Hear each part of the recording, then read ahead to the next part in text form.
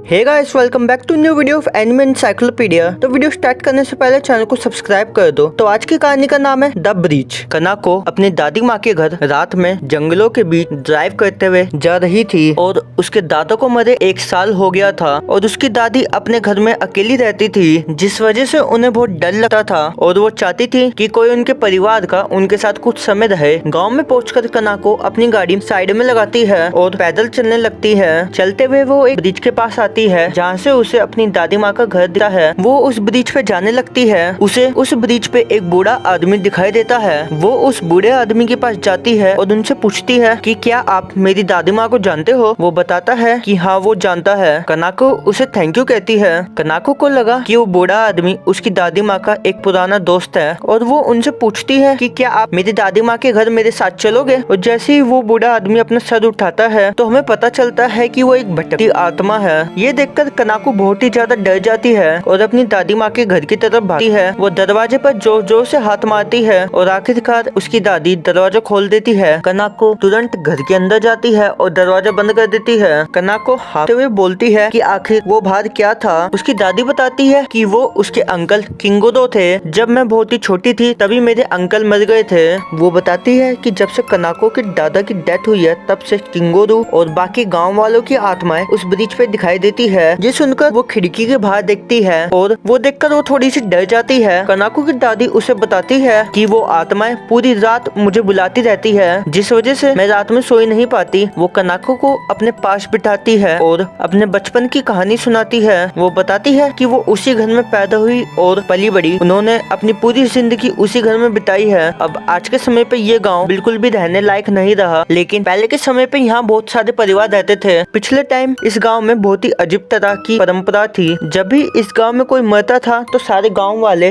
नदी के पास आकर उसे बहा देते थे और एक आखिरी बार अलविदा कहते थे। हालांकि किंगोदो की फिनरल में एक अलग ही घटना हो जाती है। उसकी लाश को स्ट्रेचर पे लेटाकर नदी में बहा दिया जाता है, मगर जैसे ही उसकी लाश ब्रिज के पास पहुंचती है तो वो एक पत्थर से टकरा जाती है, जिस वजह से उसकी लाश पानी में डूब जाती है। पानी के बहाव में बहने की वजह वो नदी के अंदर ही समा जाती है। गाँव के लोगों का मानना था कि अगर शरीर स्ट्रेचर में लेटे लेटे पानी के भाव में बहते हुए चला जाता है तो उसकी आत्मा शांत हो जाती है, लेकिन अगर किसी वजह से लाश पानी में डूब जाती है तो उसकी आत्मा को कभी भी मुक्ति नहीं मिल पाती और इसलिए किंगोदो की आत्मा ब्रिज पर दिखाई देती है। आखिरी बार ये घटना एक सोकिजी नाम के लड़के के साथ हुई थी। उसकी हाइट 2 मीटर हुआ करती थी और कनाको की दादी उस वक्त उस बच्चे को बहुत पसंद करती थी। वो उस वक्त 20 साल का सुंदर दिखने वाला एक लड़का हुआ करता था। उसकी हाइट से तो वो थोड़ा डरावना लगता था पर दिल का बहुत ही अच्छा था। वो एक बार जंगल में घूमते वक्त उसके ऊपर कुछ पेड़ गिर गए थे, जिस वजह से उसकी मौत हो गई। उसके अंतिम संस्कार के लिए 2 स्ट्रेचर की जरूरत पड़ी थी। कनाको की दादी जो उस वक्त यंग थी वो ब्रिज से इस परंपरा को देख रही थी और वो बहुत ही दुखी थी। सोकीजी की बॉडी ब्रिज के पास आने लगती है पर उसकी बॉडी भी एक पत्थर से टकराकर ब्रिज से टच हो जाती है और उसकी लंबी बॉडी के कारण वो फंस जाती है। ननाओ की दादी जब उसे देखती है तो ऐसा लगता है कि सोकीजी की आंखें खुली हुई है और उसे ही देख रही है। कुछ लोग एक लकड़ी के जरिए उस लाश को हटाने की कोशिश करते हैं पर एट द एंड उसकी लाश उस नदी में डूब जाती है और उसकी आत्मा हमेशा के लिए वहाँ कैद हो जाती है। ननाओ की दादी को लगता है कि उसके परिवार वाले और रिश्तेदार उसका इंतजार कर रहे हैं, इसीलिए वो आत्माएं हर रात उन्हें आकर बुलाया करती है। वो रोने लगती है और बताती है कि मुझे बहुत डर लग रहा है। कनाको एक और बार खिड़की के बाहर देखती है और इस बार उसे सोकीजी दिखाई देता है। वो अपनी दादी से वादा करती है कि वो दोनों अगली सुबह इस जगह को छोड़कर चले जाएंगे, पर उसकी दादी कहती है कि अब बहुत देर हो चुकी है और मेरे पास ज्यादा समय नहीं है। वो कनाको को अपनी आखिरी इच्छा बताती है कि जब वो मर जाए तो उसे दफनाया जाए और किसी भी हालत में उस नदी में ना बहाया जाए। अपनी आखिरी इच्छा बताने के बाद वो मर जाती है। कनाको उन्हें उठाने की बहुत कोशिश करती है पर वो अचानक से अपनी नींद से उठती है और उसे पता चलता है कि ये सब वो सपना देख रही थी और वो अभी भी अपनी कार में ही है। पर फिर भी वो बहुत डरी हुई थी क्योंकि वो सपना बिल्कुल सच लग रहा था। वो गाड़ी से निकलकर चलना शुरू करती है। वो जंगलों से होकर जाती है और उसे वही ब्रिज दिखाई देता है। वो बहुत ही ज्यादा डर जाती है क्योंकि सब कुछ वैसा ही हो रहा था जैसा उसने सपने में देखा था। जब वो ब्रिज पर पहुंचती है तो उसे एक बूढ़ा आदमी नजर आता है, पर इस बार कनाको उसके बगल से चुपचाप निकल जाती है और अपनी दादी के घर की तरफ बढ़ने लगती है। लेकिन वो आदमी कोई भूत नहीं था, वो उसी गाँव का रहने वाला था। वो कनाको को बताता है कि उसकी दादी बस अभी अभी मर गई। वो तुरंत घर के अंदर भागती है और अपनी दादी को हर तरफ ढूंढने लगती है। जब बहुत ढूंढने पर भी उसकी दादी उसको घर पे नहीं मिलती, तब वो घर के बाहर आती है और देखती है कि ब्रिज पर बहुत सारी आत्माएं उसकी दादी के आने का इंतजार कर रही है। वो स्ट्रेचर पे थी और ब्रिज के पास आ रही होती है, लेकिन ब्रिज से टकराकर उनकी भी लाश नदी में डूब जाती है। कनाको ये सब रोकने की कोशिश करती है, लेकिन वो कुछ कर नहीं पाती। ब्रिज पर सारी आत्माएं बहुत खुशियां बनाती है कि अब आखिरकार वो सोकीजी से मिल पाएगी और हमेशा के लिए दोनों अब साथ रहेंगे। जब कनाको मुड़कर ब्रिज पर देखती है तो अब वहाँ पर कोई भी आत्माएं नहीं होती। कनाको अपनी दादी की आखिरी इच्छा पूरी नहीं कर पाती। वो सारी आत्माएं उसके साथ मिलकर नदी के बहाव में बहते हुए चले जाती है। तो आज की कहानी यहाँ पर होती है एंड। ऐसे ही और वीडियो के लिए चैनल को सब्सक्राइब कर दो।